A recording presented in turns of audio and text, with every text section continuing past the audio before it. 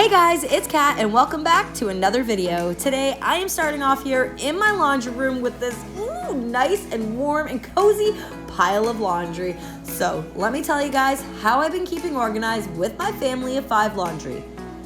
I haven't. I haven't at all.